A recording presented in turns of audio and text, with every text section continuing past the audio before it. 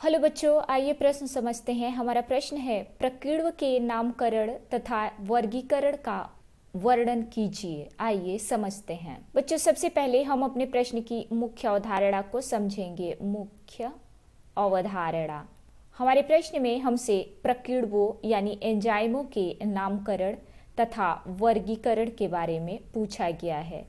आइए लिखें, प्रकीर्णव के नामकरण तथा वर्गीकरण। आइए समझते हैं। आइए लिखते हैं बच्चों, प्रकीर्णव। प्रकीर्णव को बच्चों हम एंजाइम भी कहते हैं। प्रकीर्णव को क्या कहते हैं? एंजाइम। और एंजाइम या प्रकीर्णव क्या होते हैं?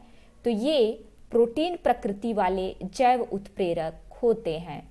प्रोटीन प्रकृति के जैव उत्प्रेरक होते हैं। अब हम इनके नामकरण के बारे में समझेंगे। नामकरण, बच्चों प्रकीर्णवों के नामकरण को दो वर्गों में विभाजित किया गया है।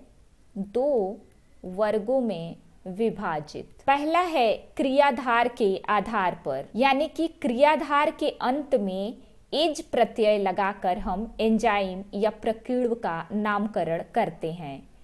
एज प्रत्यय लगाकर प्रकीर्णव का नामकरण करते हैं, जैसे प्रोटीएज, लाइपेज, लैक्टेज इत्यादि। दूसरा है रासायनिक क्रिया के आधार पर।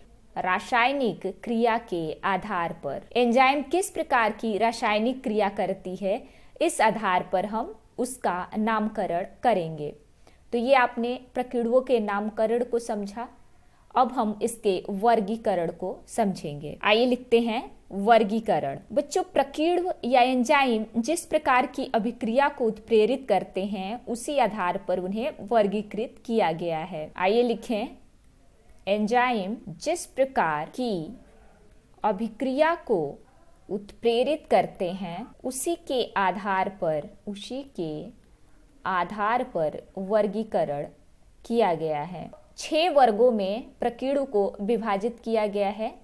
6 वर्गों में वर्गीकृत किया गया है। 6 वर्ग कौन कौन से हैं?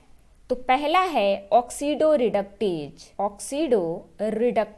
दूसरा है ट्रांसफरेज, तीसरा है हाइड्रोलेज, चौथा है लाइपेज, पांचवा है आइसोमरेज तथा छठा है लाइगेज। इस प्रकार 6 वर्गों में वर्गीकृत किया गया है। तो आपने प्रकीर्णवों के नामकरण तथा वर्गीकरण को समझा। उम्मीद है आपको प्रश्न समझ में आया होगा। धन्यवाद।